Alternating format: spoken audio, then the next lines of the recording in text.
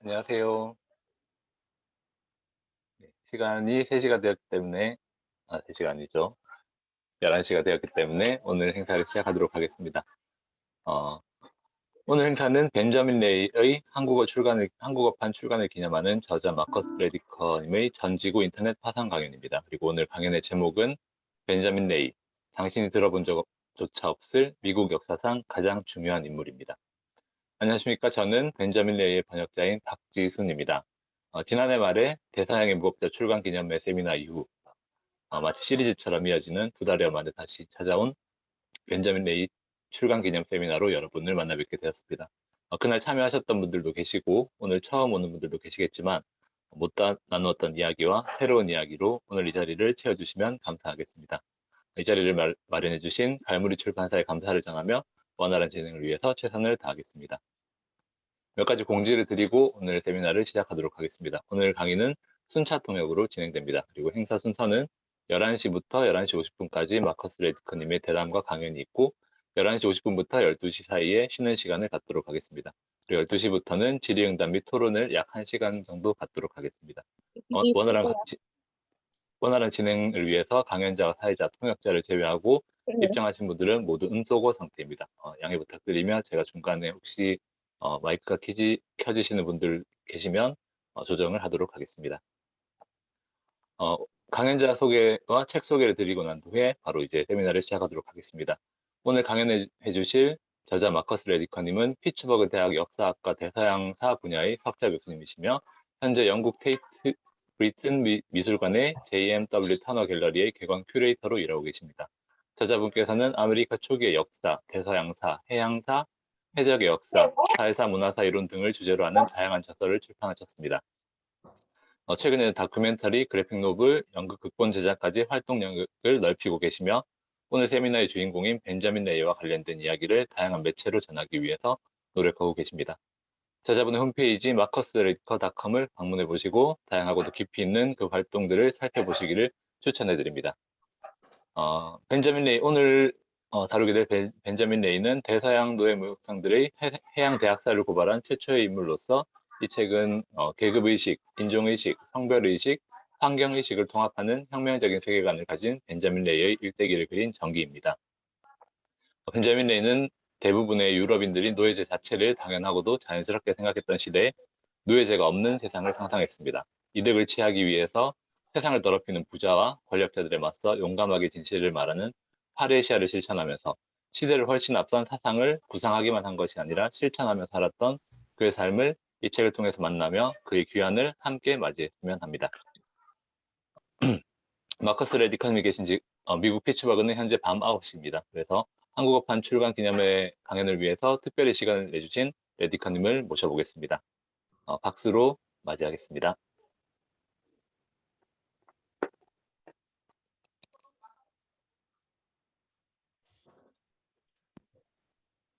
Okay, greetings to my friends in Korea, and happy Saturday morning. It's good to be with you again. 네, 한국에 계신 친구 여러분 반갑습니다. 그리고 토요일 오전에 이렇게 와주셔서 감사합니다. I would like to thank Kim and Jisoon for their work in making this possible. And I should also say this is the 4th of my books that Galmuri has published. I am delighted and honored to be a Galmuri author. 이것이 가능하게 해주신 김정현님, 박지수님 감사드리고 그리고 저의 책으로서는 이제 갈무리 출간된 4번째 책인데 정말 영광스럽고 갈무리 저자인 것을 기쁘게 생각합니다. Okay, so now I'll share my screen as I turn to introducing the book.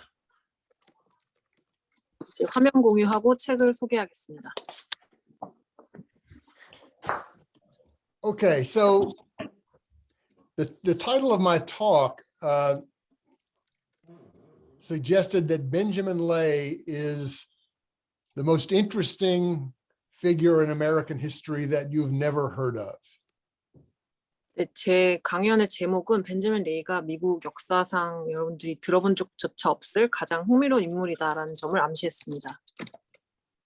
And I must say that from the first time I learned about him, he and his life, his actions presented a puzzle, if not actually a mystery. 그리고 제가 여기서 말하고 싶은 것은 제가 벤자민 레이라는 사람을 처음 알게 된 이후로부터 그라는 사람과 그의 삶 또 그의 행위는 저한테 미스터리라고 할 수는 없을지라도 어떤 퍼즐이었다는 점을 말하고 싶습니다. So the puzzle and the mystery is fairly simple. How did a poor man with dwarfism, everyone laughed at him all the time, he had very little education, how did he manage to become one of the first revolutionary abolitionists? 그 퍼즐이라고 한 것은 다음과 같습니다. 저신장 장애를 가져서 늘 사람들로부터 비웃음을 받았고 교육을 받지 못한 이 가난한 사람이 어떻게 그 혁명적 폐지론 신념을 가진 최초의 인물 중 하나가 되었는가라는 점이었습니다. It's important to know that Benjamin Lay became a fierce opponent of slavery about 3 generations before an anti-slavery movement emerged in Great Britain and North America. 중요한 것은 벤자민 레이가 그 영국과 북미에서 반노예제 운동이 일어나기 3세대 전에 그 강렬한 노예제에 반대하는 신념을 갖게 되었다는 점, 이 점을 아는 것이 중요합니다. So he became an abolitionist in the year 1718, and he called for an immediate worldwide abolition of bondage. 그래서 벤자민 레이가 폐지론자가 된 것은 1718년인데요. 그때 당시에 그는 즉각적인 전 세계적인 속박의 종식을 요구했습니다. And that's not all, because Benjamin Lay not only demanded abolition, he demanded class equality, race equality, gender equality, and care for the environment. 그것이 다가 아니었습니다. 그는 폐지를 요구했을 뿐만 아니라 계급 평등, 인종 평등, 젠더 평등, 그리고 환경에 대한 보호를 요구했습니다. He even had a critique of capitalism, believing that we should not allow the market, the world market, to govern our lives. 그는 또 자본주의에 대한 비판도 하였는데요. 세계 시장이 우리 삶을 지배하도록 허용해서는 안 된다라는 말을 했습니다. And he's saying these things, folks, 300 years ago. 그리고 이런 말들을 300년 전, 지금으로부터 300년 전에 했다는 점을 기억하시기 바랍니다. So one of the main questions I try to answer in the book, and that I'll try to answer in this talk, is how did he do it?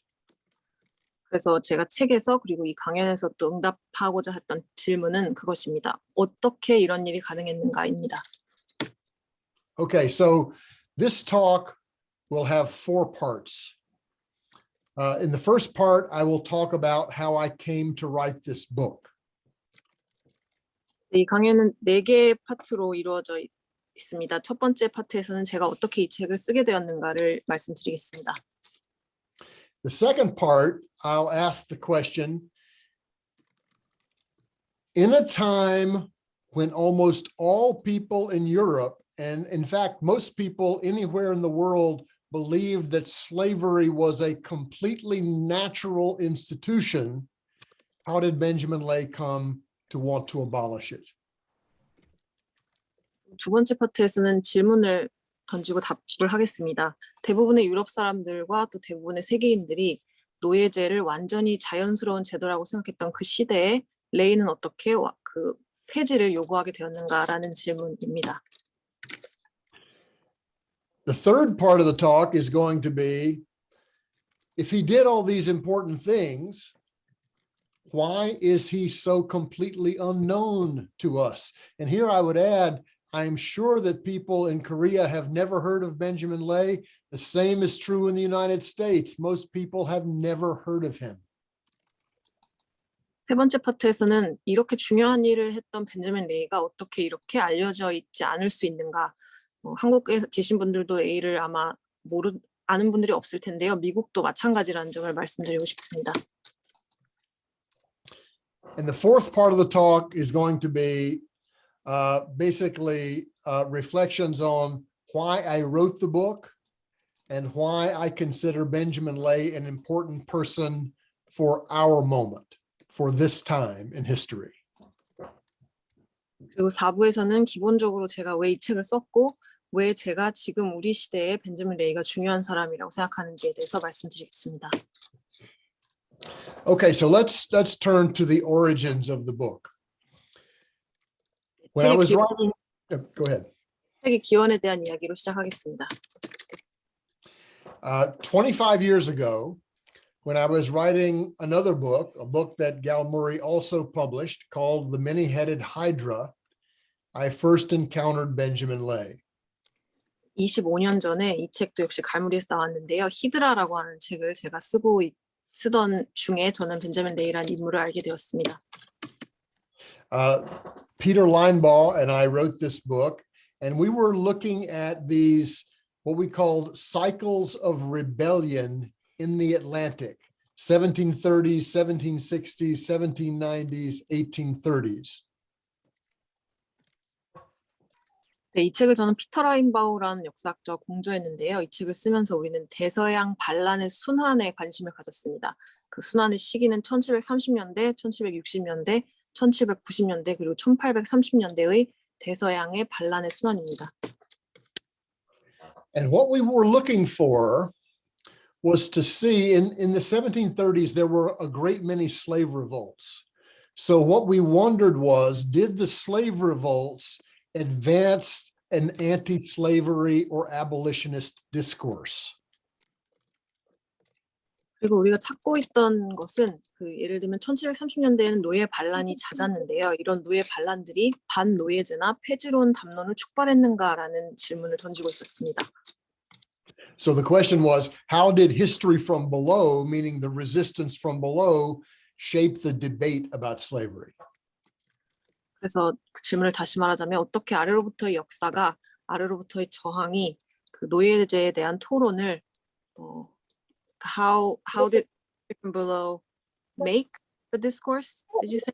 Now, how did the history from below shape or shape. condition the discourse? 어떻게 아래로부터 역사와 아래로부터의 저항이 그 노예제에 대한 담론을 만들어갔는가, 형성했는가라는 질문이었습니다.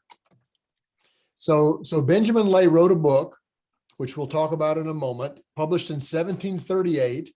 He was conscious of all these slave revolts, and so he seemed to fit into our book. 그래서 레이가 1738년에 이제 조금 이따 말씀드릴 책을 한 권 썼고요. 그 책이 노예제에 대한 것이었고, 그래서 우리가 찾고 있던 질문에 레이가 적합한 인물로 보였습니다. But the more I learned about him, and the more fascinated I became about Benjamin Lay, I decided that he deserved to have a book of his own. 그러나 제가 그를 알게 될수록 그리고 그의 삶에 점점 매료될수록 그는 한 권의 책을 쓸만한 인물이다라는 결정을 하게 되었습니다. So this is one of the strange ways in which scholarship works. I actually went on to write several other books, and then in 2013, the year 2013, I finally circled back to Benjamin Lay. 그래서 학술적 글쓰기가 이루어지는 이상한 방법 중 하나인데요. 그 이후로 저는 여러 다른 책들을 쓰다가 2013년에 다시 레이에 대한 책을 쓰는 작업으로 돌아올 수 있었습니다. And actually, I think this is true of almost all of my books, that in a way, a book percolates in your mind for about 10 or 15 or even 20 years before you decide to write it. 그리고 저는 사실 제가 쓴 모든 책들이 어떤 면에서는 다 사실 이런 식으로 이루어지는 게 사실인 것 같은데요. 머릿속에서 한 10에서 15년 또 길게는 20년 동안 이렇게 돌고 있다가 마침내 쓰는 작업에 돌입을 하게 됩니다. Another reason I wanted to write about Benjamin Lay was that I wanted to write what I would call an intellectual history from below.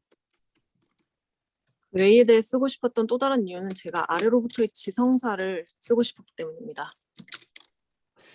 And this was possible with Benjamin Lay for two reasons.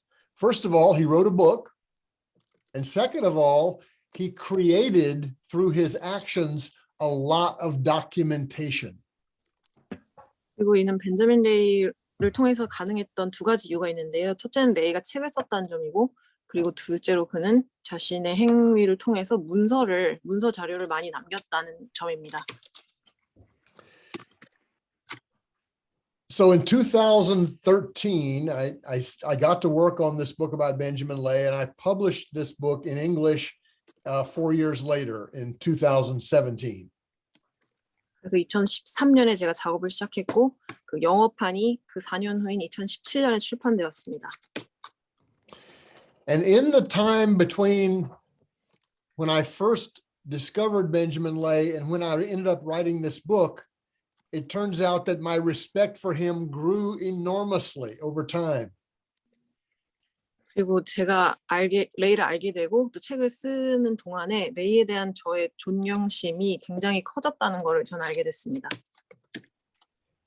And that's because, as I say in the book, I do believe that in his day, Benjamin Lay was the most radical person on the planet. 왜냐하면 제가 책에도 썼지만 그 시대에 살았던 사람들 중에서 이 행성에 있었던 가장 급진적인 인물이 벤자민 레이라고 저는 믿기 때문입니다. Okay, so that's the origin of the book. Now let's turn to, let me give you a brief outline of the life of Benjamin Lay so that everybody will know. I don't think everybody here has actually read the book. So let me put this painting of Benjamin Lay up in front of you and talk a little bit about his life. 여기까지가 책의 기원입니다. 두 번째로 책을 안 읽으신 분들이 많이 있을 수 있으니까요. 이 그림을 띄우고 레이의 삶에 대해서 짧게 말씀드리겠습니다. Okay, so Benjamin Lay is born in 1682 in England, in the county of Essex, to a humble family.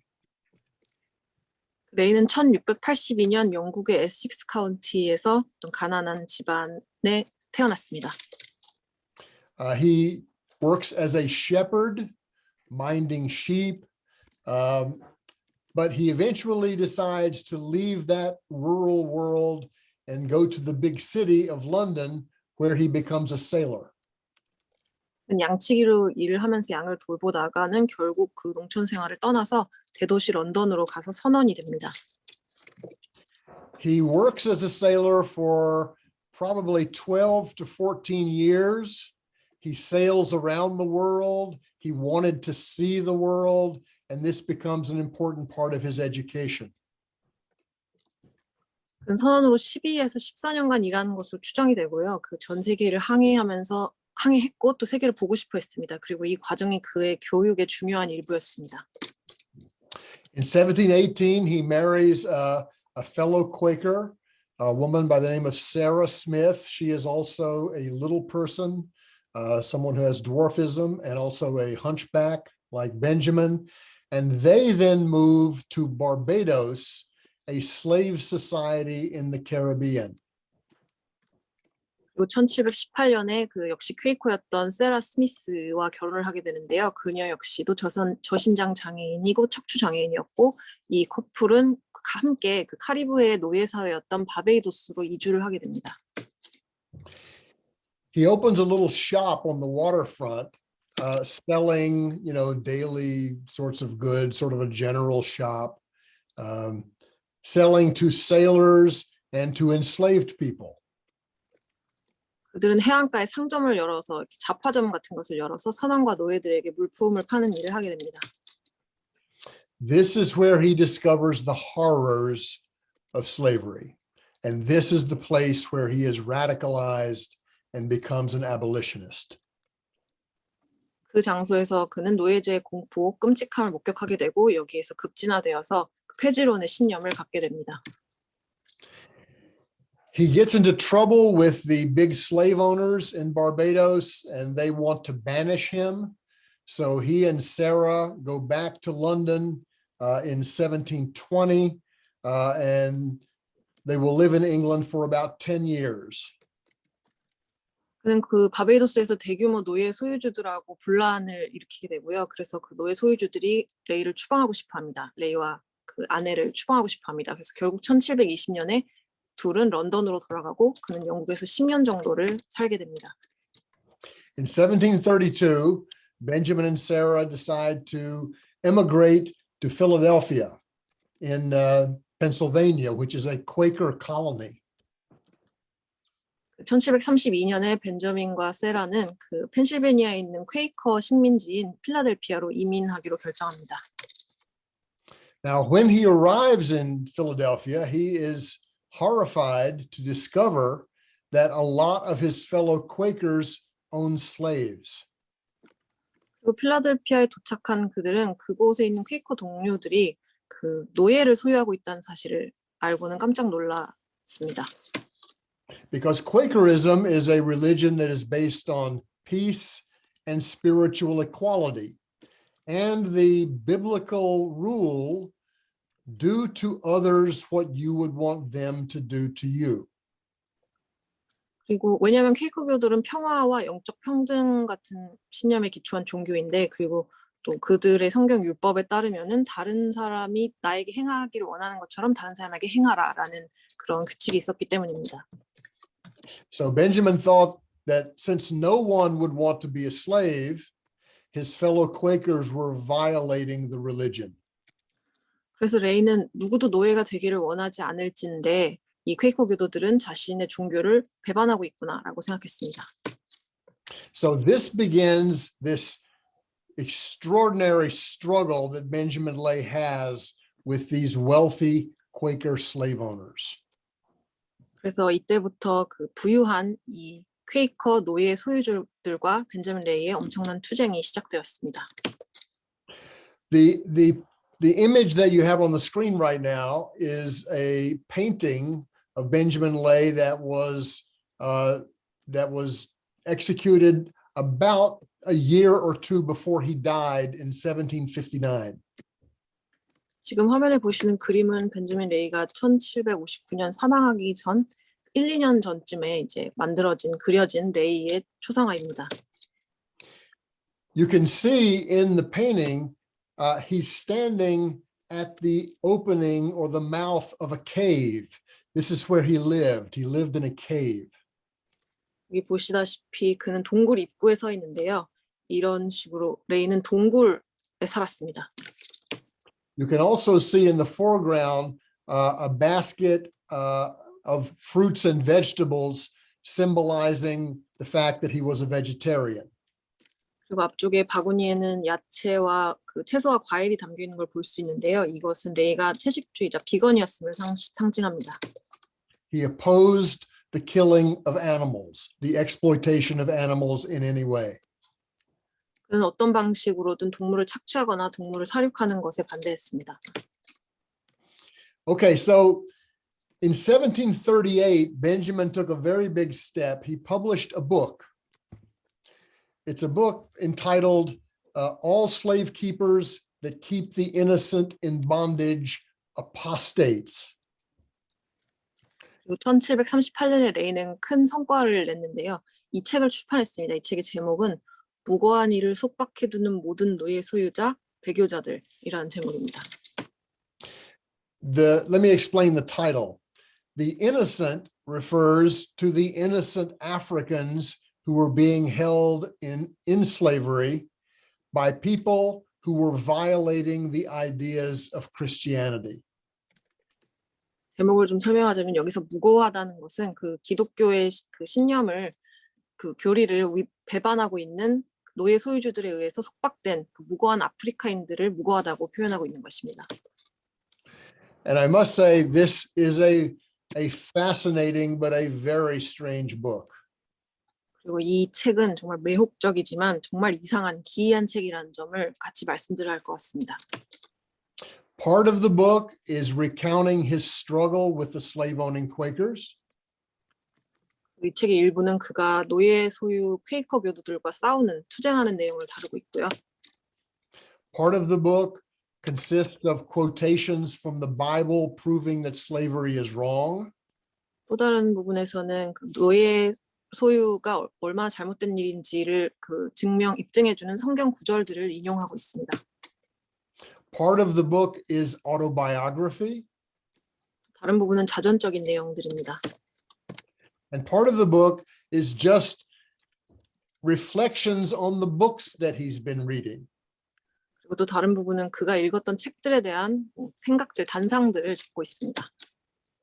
And as you can imagine, this is a wonderful thing for a historian to be able to learn about, what kind of books he was reading and what he thought about them. 그리고 아시겠지만 이렇게 그가 어떤 책들을 읽었고 그 책들을 통해서 어떤 생각들을 했는지를 아는 것은 역사학서로서는 굉장히 흥미로운 일입니다. Okay, and I would draw your attention to something here. Benjamin says that he wrote the book for the eternal welfare and happiness of all mankind, all the world over, of all colors and nations, as his own soul. 모든 사람들의 그 자체로서의 영원한 복지와 행복을 위해서 이때 모든 사람은 전 세계 모든 인종 모든 국가의 사람들의 행복과 복지를 위해서라고 레이는 쓰고 있습니다. He conceives of humankind as a unity made up of all people, of all colors, and all nations. 그는 인류를 그런 식으로 보고 있었습니다. 모든 인종과 모든 국가로 구성된 그 어떤 단일한 통일된 어떤 하나로 보고 있었습니다. Okay, let me now turn to the reasons why Benjamin Lay became such an extraordinary radical thinker. 그래서 이제는 레이가 어떻게 이렇게 엄청난 급진 사상가가 될 수 있었는가라는 그 포인트로 논점으로 넘어가겠습니다. The book identifies 4 major strands in his thinking. 이 책은 그의 사상 속에 있는 4개의 주요한 가닥을 밝히는데 유용합니다. 밝히고 있습니다. They're almost like 4 strands of a rope that are interwoven together. 약간 이렇게 4개가 꼬인 4가닥이 꼬인 줄처럼 느껴질 정도입니다. The first of these is what I call radical Quakerism. 첫째 가닥은 급진 퀘이커교라고 제가 부르고 싶은 것입니다. The Quakers were a radical Protestant group who had their origins in the middle of the English Revolution in the 1640s and 1650s. 퀘이커교들은 급진 개신교 집단으로서 그 기원은 1640년에서 50년 그 영국 혁명의 와중에 탄생한 집단입니다. Now, the Quakers still exist today, but my point is that in their origins, they were much more radical. 퀘이커교들은 지금도 퀘이커교도들이 있다는 건 사실이지만요. 제가 말씀드리고 싶은 것은 그 기원에 있어서 그들은 지금보다 훨씬 급진적이었다는 점입니다.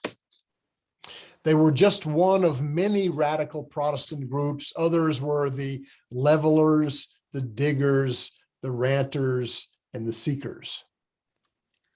네, 그들은 그 많은 급진 개신교 집단 중 하나였습니다. 다른 계파들로는 뭐 수평파, 디거들, 또 렌터들 여러 가지 그 개신교 집단 중 하나였습니다.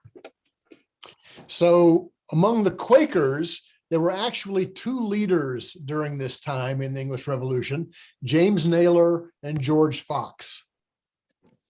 그리고 이 퀘이커교의 초기에 2 인물이 있었습니다. 제임스 네일러라는 인물과 조지 팍스라는 인물이 있었습니다.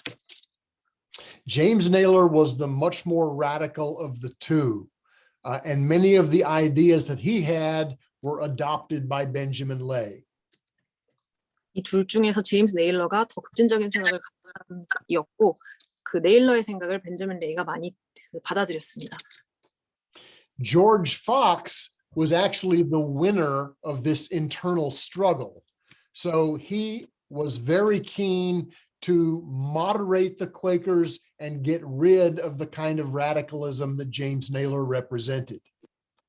그러나 이 퀘이커 내부 투쟁에서 승리한 사람은 좀 더 온건하게 퀘이커 교도를 더 온건하게 만들고 싶었던 조지 팍스였고, 그래서 팍스는 끊임없이 그 급진적인 생각들을 퀘이커 교회에서 몰아내려고 노력했습니다.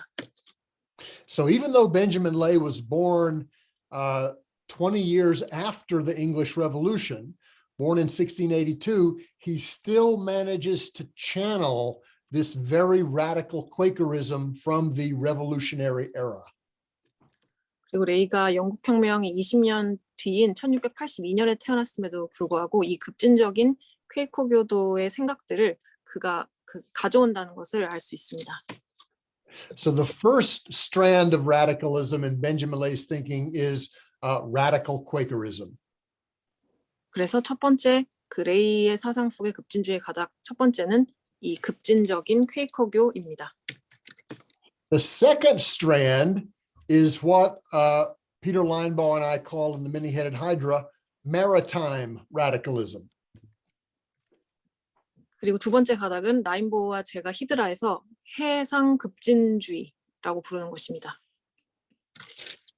Benjamin Lay worked as a sailor for, as I've said, 12 to 14 years, and he took on within himself the culture of sailors.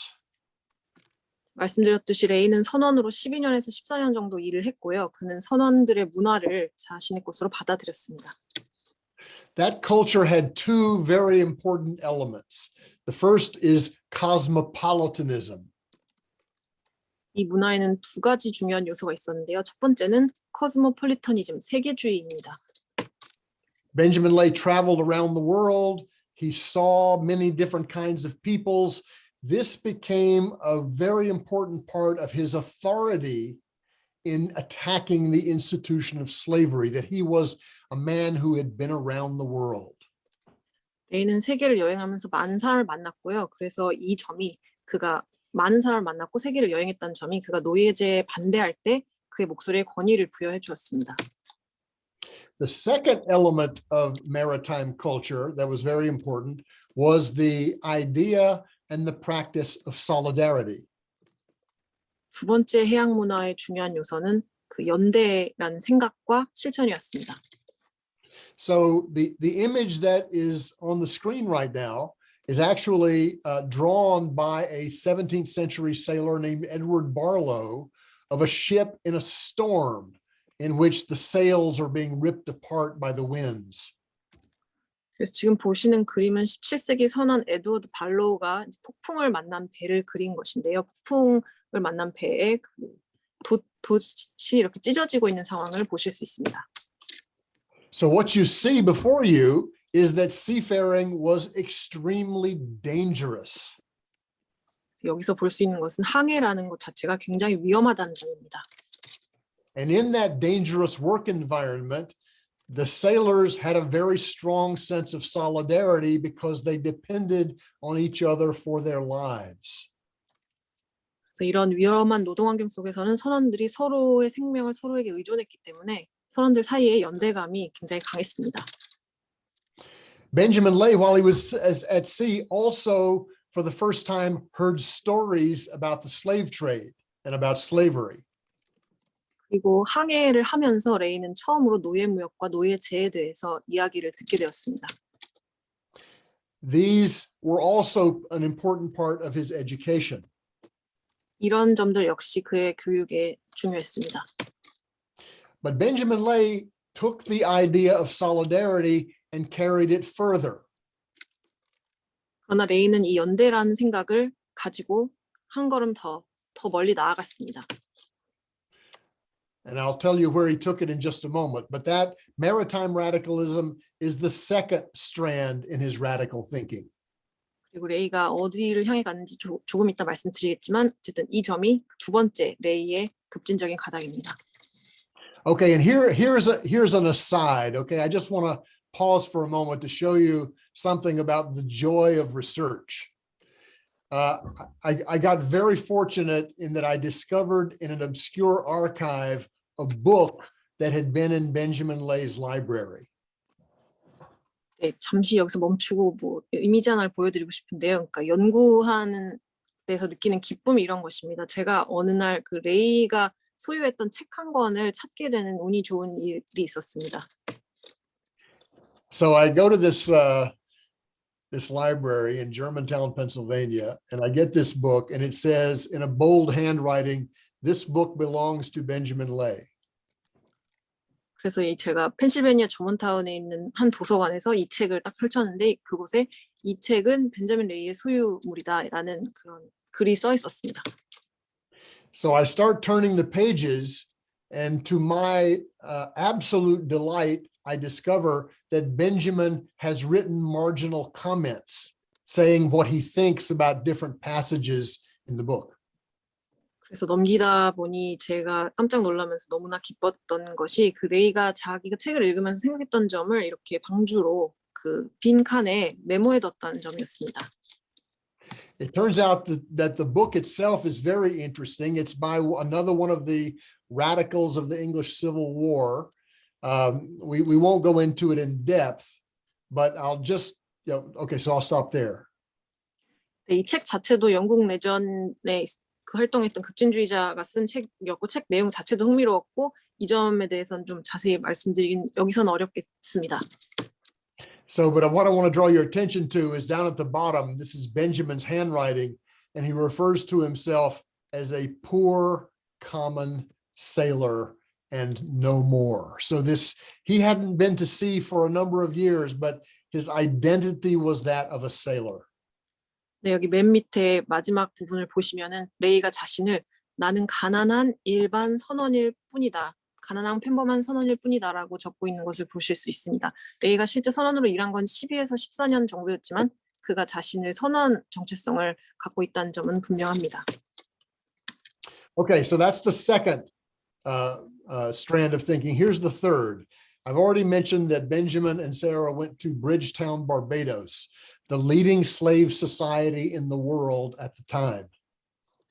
네, 두 번째 가닥을 이제 마무리하고요. 세 번째 가닥은 말씀드렸다시피 그 레이와 세라가 그 당시에 가장 번창하고 있던 그 노예 사회였던 브리지타운 바베이도스로 이주했다는 점을 앞에서 말씀드렸습니다.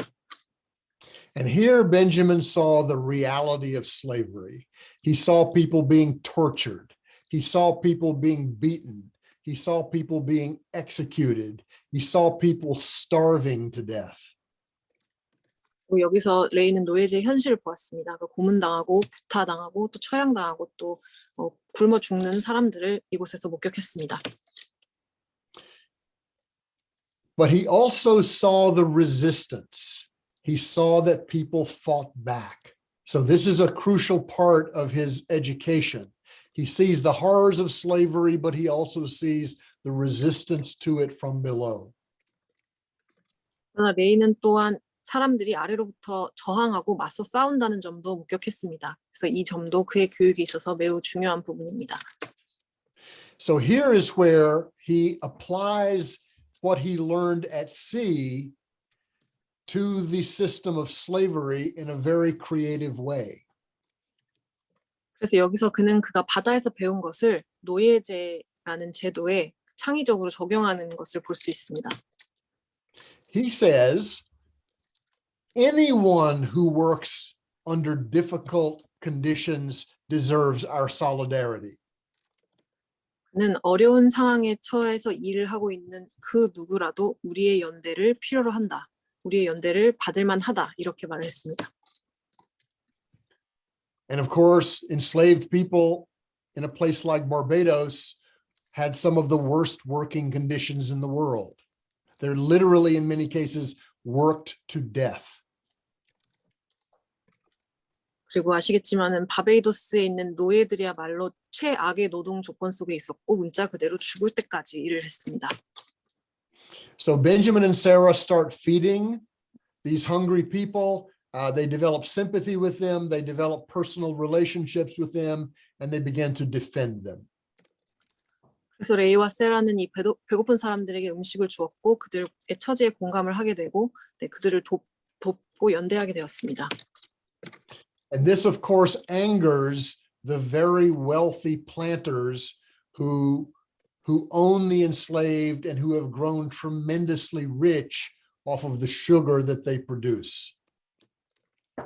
그리고 이것은 물론 이 노예들을 소유하는 농장주들 그리고 이 노예들이 생산한 설탕으로 부를 쌓은 그 농장주들을 분노하게 했습니다. In Barbados, Benjamin Lay discovers that sugar is made with blood, the blood of African slaves. 그래서 바베이도스에서 레이가 알게 된 것은 설탕은 아프리카인 노예들의 피로 만들어진다는 사실이었습니다. Okay, so this is the third strand of his thinking. He comes into direct contact with the struggles of enslaved people, and he joins in to try to help them. 네, 이것이 세 번째 가닥입니다. 그는 그 노예들의 투쟁과 직접적으로 만나게 되고 그들을 돕기 위해서 그 투쟁에 합류하게 되었습니다. Okay, so that then brings us to the fourth and final strand in Benjamin Lay's radical thought. And this one, I must say, is rather surprising. 네, 이제 네 번째 마지막 가닥은 좀 의외다라는 점을 말씀드리겠습니다. Benjamin Lay becomes a commoner. He wants to return to the land. 레이는 그 공통인 커머너, 평민이 됩니다. 그는 땅으로 되돌아가고 싶어 했습니다. He wants to live a life based on what he calls the innocent fruits of the earth. 그는 지상의 무해한 양식으로 살아가는 삶을 살고 싶었습니다. What he means by that is to live a life with no human or animal exploitation of any kind. 그가 의미하는 바는 어떤 종류의 인간이나 동물 착취 없이 살아가고 싶다라는 의미였습니다. Now, his inspiration for this is quite extraordinary. It's the ancient Greek philosopher Diogenes. 그래서 그가 그 영감을 고대 그리스의 철학자 디오게네스로부터 가져온다는 점은 좀 놀랍습니다. Diogenes was a leading figure among a school of philosophers called the Cynics. 시닉스라고 하는 그 학파의 주요 인물이었습니다. 디오게네스라는 인물은 그런 사람입니다. The Cynics believed in, first of all, radical free speech. One must always speak truth to power. 시닉스들은 일단은 급진적인 언론의 자유, 말의 자유를 옹호했습니다. 항상 권력의 진실을 말할 수 있어야 한다라고 그들은 생각했습니다. They also believed that one must reject wealth and its false values. 네, 그 시닉스를 번역하면 견유학파고요. 이들은 그 부를 거부하고 그 거짓된 가치들을 거부해야 한다 이렇게 생각했습니다. 견유학파들은 그렇게 생각했습니다.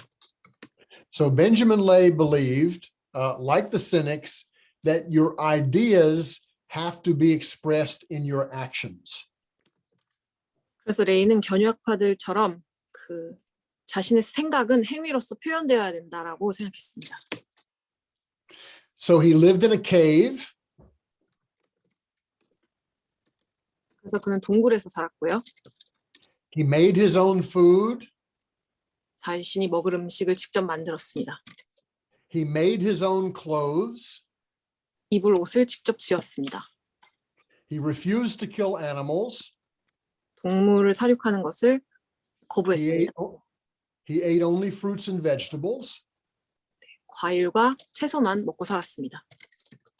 And he came up with the idea that one should not consume any commodity that was made with exploited labor. 그리고 그는 그 착취 노동으로 만들어진 생산된 어떤 물품도 소비해서는 안 된다라는 생각을 하게 되었습니다. One must not consume sugar because sugar was made with the blood of Africans. 설탕은 아프리카인들의 피로 만들어졌기 때문에 설탕을 소비해서는 안 된다고 생각했습니다. One must not drink tea because tea is produced by poor people on plantations in India. 차는 그 인도의 가난한 사람들에 의해 만들어지기 때문에 차를 마셔서는 안 된다고 생각했습니다. And here, what Benjamin Lay basically did was to anticipate an idea that Karl Marx developed 125 years later. 여기서 기본적으로 레이가 한 일은 그 125년 뒤에 칼 막스가 말한 것을 예견한 것이라고 저는 생각합니다. Marx said in volume 1 of Capital, the first chapter, that the commodity hides the labor conditions under which it was produced. 막스는 자본론 1권에서 이렇게 말했습니다. 상품은 그것이 생산된 노동 조건을 은폐한다고 말했습니다. Benjamin Lay had that idea.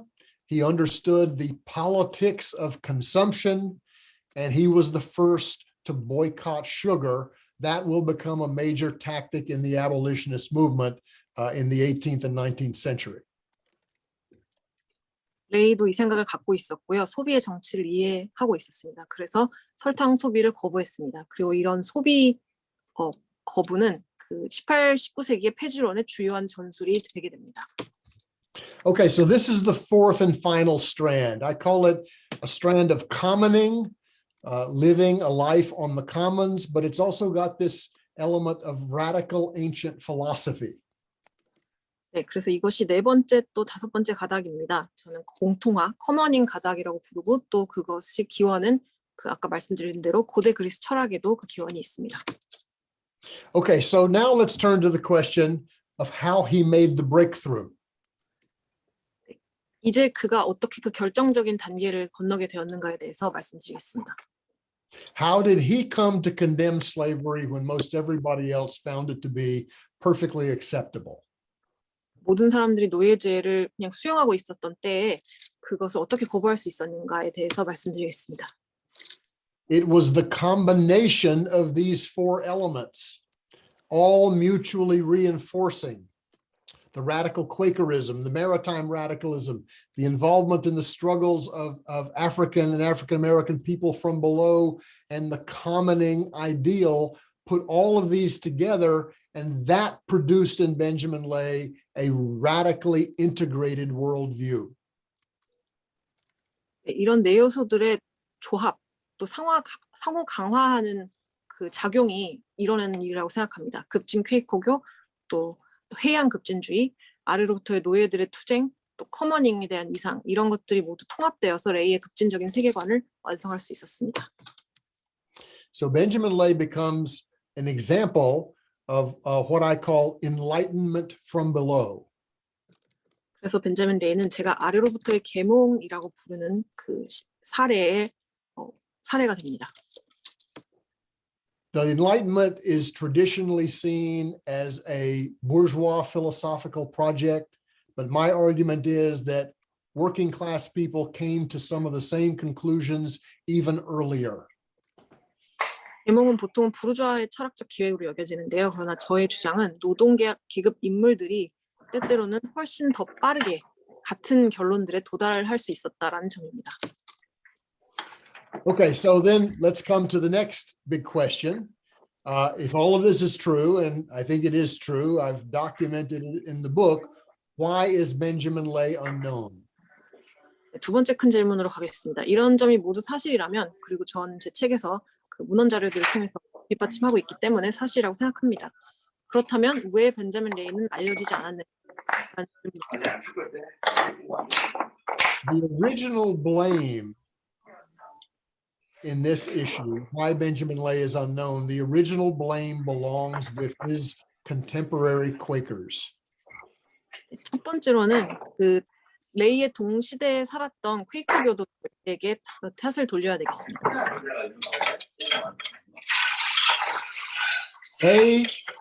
His fellow Quakers, especially those wealthy slave-owning Quakers, did everything they could to repress his message.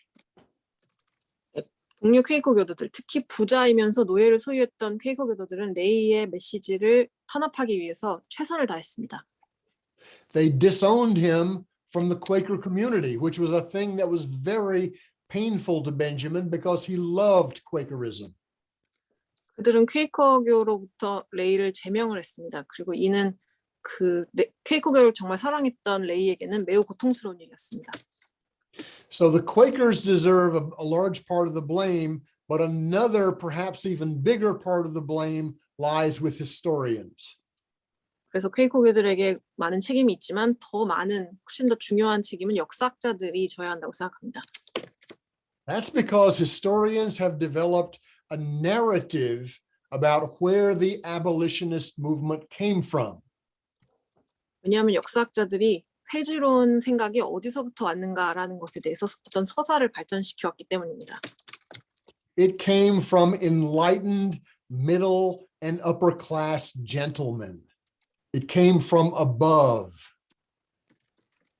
그것은 계몽된 중상층 신사들로부터 위로부터 온 생각이었다라는 것이 역사학자들의 지금까지 설명이었습니다. In that story, Benjamin Lay doesn't fit. He's not a gentleman. He's not an elite in any way. 그런 이야기에 레이는 들어맞지 않습니다. 그는 신사도 아니고 또 엘리트라고 어떤 면에서 봐도 엘리트라고 할 수 없었습니다. He has very little education. Most of what he knows, he probably learned from his fellow sailors. 그는 교육을 거의 받지 못했습니다. 대부분의 지식은 선원들로부터 배운 것이었습니다. He has the wrong kind of body, only 4 feet tall, with a hunchback. He's considered to be marginal in that way too. 그리고 또는 몸으로 봤을 때도 그는 주변 부인이라고 확실히 말할 수 있었습니다. 키가 4피트 정도로 작았고 또 척추장애인이었습니다. He also had all of the wrong tactics. He was too wild. He was too radical. In fact, historians frequently said he was crazy. 그리고 또 그의 행동들은 모두 잘못된 전술들이었습니다. 너무 야생적이었고 너무 급진적이어서 역사학자들은 레이를 일컬어 미쳤다라고 자주 표현했습니다. In fact, the most famous historian of the abolition movement, David Bryan Davis, referred to Benjamin Lay as, quote, a demented little hunchback, end quote.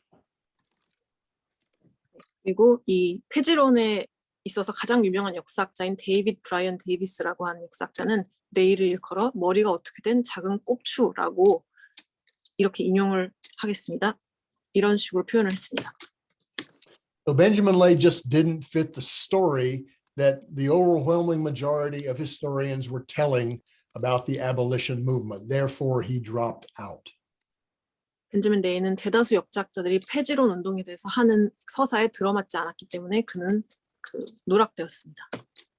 Or to put it a different way, as is fairly commonly discussed these days, he was erased from history. 또는 요즘 표현하는 대로 말하자면 일반적으로 그는 삭제되었다, 역사에서 삭제되었다라고 말하겠습니다. Okay, so let me conclude by talking a little bit about why I wrote the book. 그래서 이 책을 왜 제가 썼는지에 대해서 말하는 것으로 마무리를 짓도록 하겠습니다. Partly I wrote the book because I was so surprised by the kind of person that Benjamin Lay turned out to be. 저는 레이가 제가 알면 알수록 너무 놀라운 인물이었기 때문에 책을 썼습니다. As I've said, he was class conscious, he was race conscious, he was gender conscious, and he was environmentally conscious. 제가 말씀드렸듯이 그는 계급의식, 인종의식, 젠더의식, 환경의식을 다 갖고 있었습니다. Most people today would think that that combination of ideas was only possible beginning in the 1970s. 대부분 오늘날을 살고 있는 사람들은 이런 생각들이 다 1970년대 이후에야 가능해졌다고 생각할 것입니다. But here's somebody with the same combination of ideas centuries earlier. 그러나 수백 년 전에 이 생각들을 조합하고 있던 어떤 사람이 있었다, 어떤 인물이 있었다라는 점이 놀라웠습니다. So to be perfectly blunt, I considered Benjamin Lay to be an inspiration for the depth of his radical spirit. 그래서 좀 솔직히 말씀드리자면 레이는 그의 생각의 급진적인 깊이에 있어서 영감을 주는 인물이다라고 말씀드리고 싶습니다. I also felt that Benjamin Lay had a number of things he could teach us. 그리고 레이가 우리에게 가르쳐 줄 것이 아주 많다고 느낍니다. First, he could teach us about the nature of political commitment. 첫 번째로는 정치적인 신념을 갖는다는 것의 성격이 무엇인가라는 점에 대해서 그가 우리에게 가르쳐 줄 수 있을 것 같습니다. He was absolutely fearless in championing ideas that were extremely unpopular in his time. 그는 그 당대에 전혀 그 공감을 얻고 있지 못했던 생각들을 공호하고 그걸 표현하는데 두려움이 없었습니다. Benjamin Lay can also teach us about methods of protest.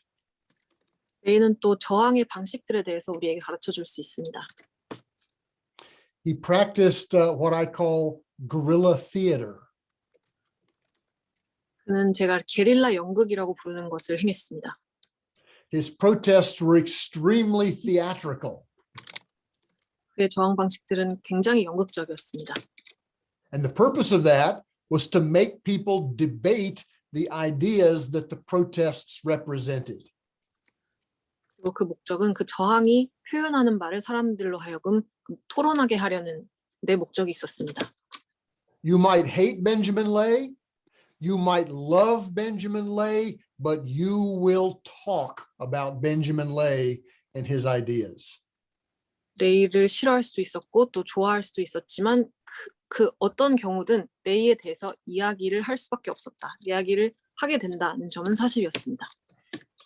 And so this brings me to something else that he can teach us. He can teach us about the importance of agitating for social change. 그래서 이것은 그가 가르쳐 줄 수 있는 또 다른 점을 상기시키는데요. 그는 사회의 변화를 위한 선동에 대해서 우리에게 가르쳐 줄 수 있습니다. Because when Benjamin Lay went into a meeting, he was going to draw a line and he was going to make people choose sides. Are you for it or are you against it? There is no middle ground. 왜냐하면 레이가 회합에 입장하는 순간 그는 선을 긋고 당신이 이쪽 편에 설 것인지 저쪽 편에 설 것인지를 결정하게끔 만듭니다. And this, he shows, is a strategy that works because Benjamin Lay convinced more and more rank and file Quakers that slavery was wrong. 그리고 그에게 중간지대란 없었습니다. 그리고 이것은 꽤나 효과적인 전략임이 판명되었는데요. 왜냐하면 점점 더 평범한 퀘이커 교도들이 노예제에 반대하는 쪽으로 돌아섰기 때문입니다. And the Quakers then became the first group to abolish slavery in their own midst. In 1776, you could not be a Quaker and own a slave. 그래서 퀘이커 교도들은 자신의 종교에서 노예 소유를 금지한 최초의 집단이 되었습니다. 1776년에 그 퀘이커이면서 노예를 소유할 수는 없다는 것이 공식화되었습니다. So in my view, Benjamin Lay is really a radical for our time, someone that we can learn a lot from. 그래서 제 생각에 레이는 우리 시대를 위한 급진주의자로서 우리는 그로부터 배울 점이 아주 많다고 생각합니다. Okay, let me just say a couple of things about the unexpected afterlife of this book. 그리고 여기서 이제 이 책이 출간된 후에 제가 예기치 못했던 일들이 몇 가지 있었는데요. 그것들에 대해서 말씀드리겠습니다. Because after the book was published, all 4 Quaker meetings, 2 in England, 2 in the United States, that disowned Benjamin Lay have taken him back. 왜냐면 이 책이 출간되고 나서 퀘이커교, 그러니까 레이를 제명했던 4개의 퀘이커교 회합 집단 모두에서 2개는 영국이고 2개는 미국에 있는 집단들이었는데요. 레이를 다시 복위시켰습니다. 복권시켰습니다. Contemporary Quakers have admitted that Benjamin Lay was right and that the people who disowned him were wrong. 그래서 현대 퀘이커 교도들은 레이가 옳았고 그를 제명했던 사람들이 틀렸다는 점을 인정했습니다.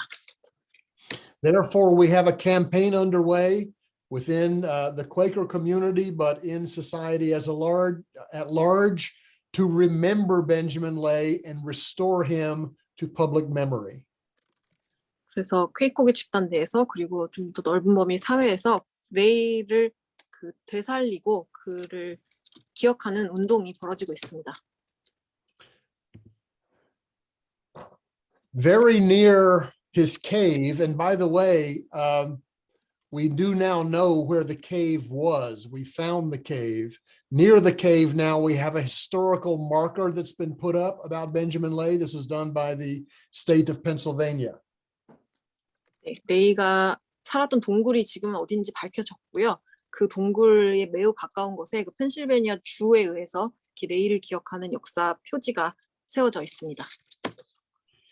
And in the Abington, Pennsylvania Quaker burial ground, where Benjamin and his wife Sarah are buried, we now have a new marker. 그리고 벤자민 레이와 그의 아내가 묻혀 있는 그 애빙턴 펜실베니아의 묘지에는 이런 또 표지가 있습니다. All Quakers in that era were buried in unmarked graves. So, but now there is an acknowledgement that Benjamin Lay was part of this congregation, and he is now an honored part of the congregation. 네, 그때 당시에 모든 퀘이커 교도들은 이 묘지에 그 어떤 이름도 적히지 않은 채로 묻혔는데요. 이제는 이 돌로 인해서, 이 표지로 인해서 레이와 세라가 이 퀘이커교 집단 내 공식적으로 받아들여졌다는 점을 밝히고 있습니다. So it turns out that a lot of cultural creativity is now being applied to the memory of Benjamin Lay.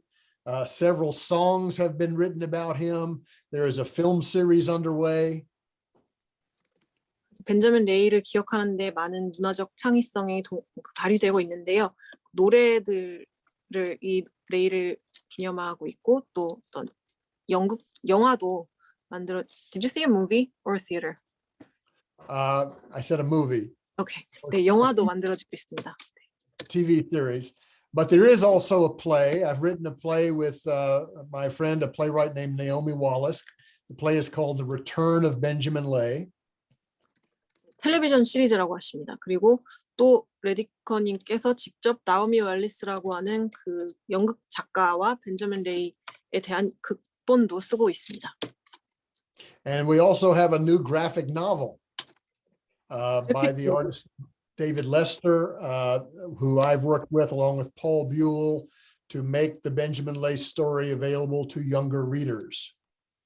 또 조금 더 어린 독자들을 위해서 데이비드 레스터와 폴 뷰얼과 함께 만든 그래픽 노블도 만들어져 있습니다. So basically, now that Benjamin Lay is becoming better known, he is continuing to inspire people. 그래서 레이가 이렇게 점점 더 많이 알려지면서 그는 사람들을 계속해서 사람들에게 영감을 주고 있습니다. And I'll conclude by telling you about a group that was formed soon after the book was published, a group called the Benjamin Lay Society in Philadelphia. 그리고 마지막으로 책이 출간되고 얼마 되지 않아서 만들어진 어떤 집단에 대해서 말씀드리고 끝을 내고자 하는데요. 그 펜실베이니아에서 벤자민 레이 협회라는 것이 만들어졌습니다. I had nothing to do with the formation of this group, but it turns out they have one main demand. 저는 여기 관여하고 있지는 않은데요. 그들은 한 가지 주장을 하고 있습니다. Now, most people in Korea probably would not know, but City Hall in Philadelphia has a statue on the top of it of William Penn, the founder of Pennsylvania and the person for whom Pennsylvania is named. 한국에 계신 분들은 잘 모르겠지만 필라델피아 시청에는 펜실베니아의 창립자이고 그의 이름을 따서 펜실베니아라는 이름이 지어진 윌리엄 펜이라는 인물의 동상이 그 시청 꼭대기에 있습니다. Well, it turns out that William Penn was, like the other wealthy Quakers, a slave owner. He owned 12 enslaved people. And the Benjamin Lay Society wants that statue of William Penn to go down and a statue of Benjamin Lay to be put in its place. 윌리엄 펜은 그 부유한 퀘이커교들과 마찬가지로 12명의 노예를 소유한 노예 소유주였습니다. 그래서 이 벤자민 레이 협회는 윌리엄 펜의 동상을 철거하고 벤자민 레이의 동상을 그 자리에 세우기를 원합니다. And I think that's a really good idea. 정말 훌륭한 아이디어라고 생각합니다. Thank you very much. 감사합니다. 네. 저희 책을 번역하면서 그리고 번역하고 나서 다시 한 번씩 읽으면서 워낙 놀라운 삶을 이제 목격했기 때문에 이 놀라움을 느낄 수 있는 책이었고 그 이후에 여러 가지 궁금증들이 오래도록 따라왔던 것 같습니다. 오늘 강연은 이제 그런 궁금증들을 많이 채워주는 그런 강연이었던 것 같습니다. 또 이제 하지만 참여하신 많은 분들이 여러 가지 궁금증을 가지고 계실 것 같기 때문에 질의응답을 갖게 될 것 같고 그 전에 10분 정도 쉬는 시간을 갖고 12시 15분에 다시 한번 재개하도록 하겠습니다. 잠깐 쉬는 시간을 갖도록 하겠습니다. Okay, we'll have a 10-minute break now and resume at 10:15, is it? Your time? Yes. And thank you very Yes. much for your lecture. Okay, thank you.